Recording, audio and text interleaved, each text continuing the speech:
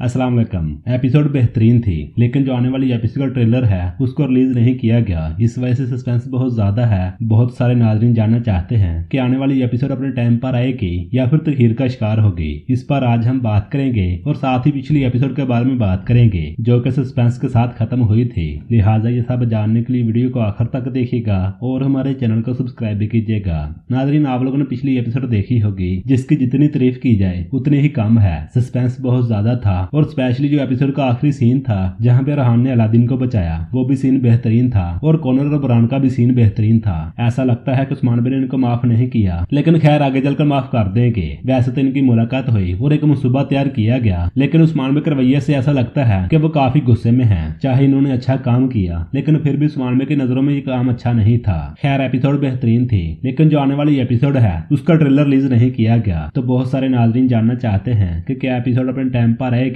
या फिर तखीर का शिकार होगी। नाजरीन, जहां तक मेरी राय है एपिसोड अपने टाइम पर ही आएगी। रही बात ट्रेलर की, ट्रेलर बहुत जल्द रिलीज कर दिया जाएगा।